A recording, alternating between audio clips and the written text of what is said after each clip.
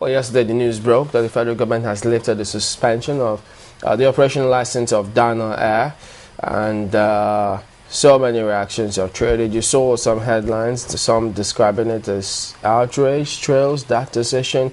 Well, that and more we're focusing on now as we are joined by Joe Obi, who is the SA to the Minister of Aviation. He joins us from Abuja. Morning, and thank you for joining us. First and foremost, could you just give us what's the rationale for those who didn't get that news when it broke behind the lifting of the operational license of Dana Air?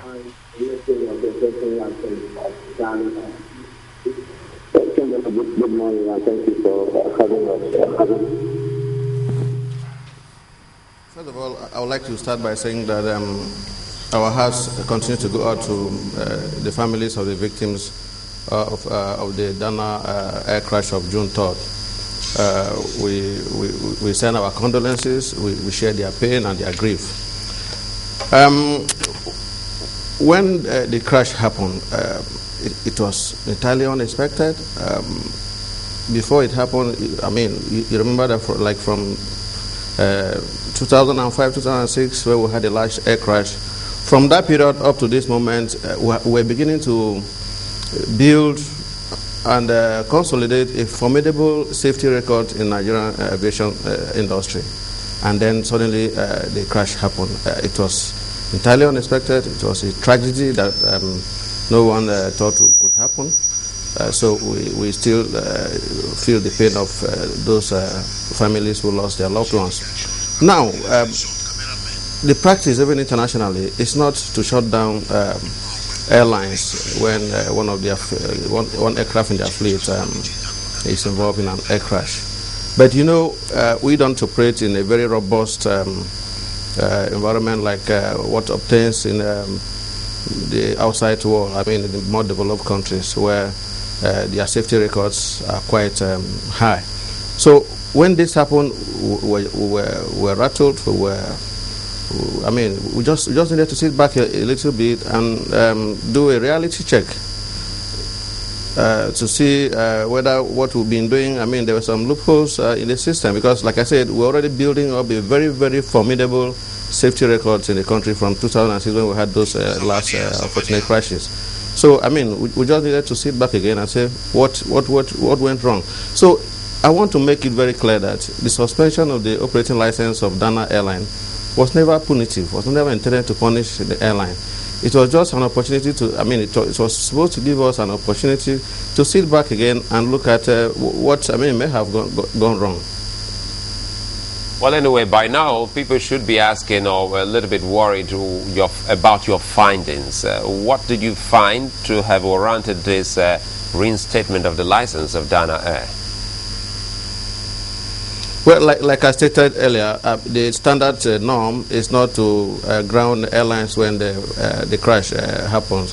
So now what NCAA, the regulatory and oversight authority, did was to go into a kind of technical, operational, and administrative, including financial audits of the airline to find out whether what went wrong has been rectified.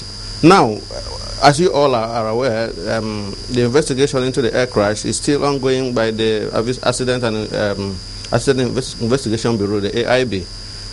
And you also are aware that reports of air accidents don't come out, I mean, in a jiffy. They take a while. The preliminary report indicated that the air crash happened as a result of the failure of the two engines of the aircraft. That is all we know, at least, from the AIB report. That report, I mean, that investigation is still ongoing, and as time goes on, I mean, we'll bring the findings out.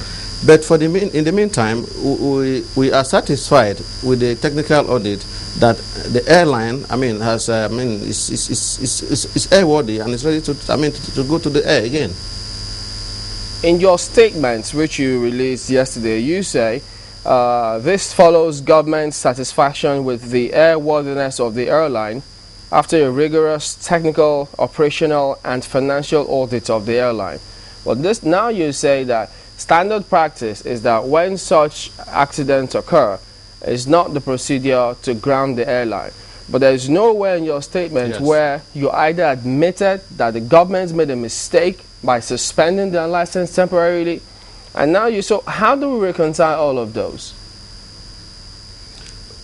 Chamberlain, it was government never made a mistake to suspend the operating license. If you remember very well, I said when this happened, this accident happened, it rattled everybody. I mean, it took us aback. So we just needed to sit back again and take, a deeper look at what was happening. So what was required at that moment was not to allow the airline to go back into the air. So we needed to really, look at, because like I said, we're already building a very, very formidable safety record in Nigeria from 2006 when we had those unfortunate air crashes. So this one happened, even if it wasn't the standard norm to ground the airline, we felt, well, it was the most logical thing to do in that circumstance, to ground the airline and to allow our inspectors and experts to look into the operations of the airline, into the technical details of their aircraft, and to find out whether there was actually something inherently faulty about their operations that may have led to the crash. So government didn't make a mistake. We just needed to sit back a little bit and take a look at the operations and the technical efficiency of their staff and the and the airworthiness of their fleet. Now government is satisfied that what they have in their fleet now is airworthy, and that the safety of passengers is assured if they go back to the sky. Government satisfaction is convenient at this point in time because it seems there are only 2 local airlines left in Nigerian air skies, as it were.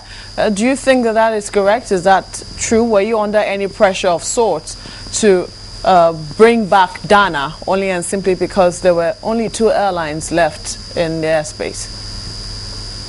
Oh, no, not at all, not at all. Government was not under any pressure. We're not under any duress. Like I said, we carried out a rigorous technical audit of the airline, and we'll come to the conclusion that at this point in time, it is safe to allow them to go back to the sky. Yeah, Nigerians would also want you to really expatiate more and give them a clearer picture. Why the rush will be the question from most Nigerians. If you say investigations are still on, what if at the end of the day they just realized that it was some kind of negligence on the part of the airliner or the airline that had caused that particular crash? What would you be saying to the people then? Why not wait for the end of this particular investigation? Well, I still go back to my former point that it's not the standard practice just because we are not operating in a very robust environment. That is why we had to take that drastic measure.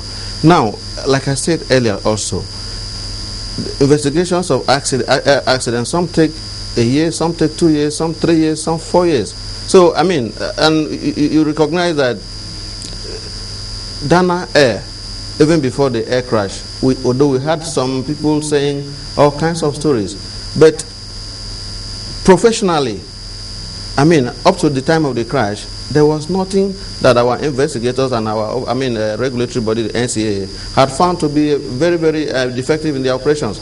So once we took that decision, we needed to take a look again at what they are doing. Now we've done that. We are satisfied that, well, even if we are still expecting the final report, because like I said, we've released the preliminary report, we are still expecting the final report. While that is ongoing, the airline needs to go back to air. So, but I want to make the point very clear, government was not under any pressure.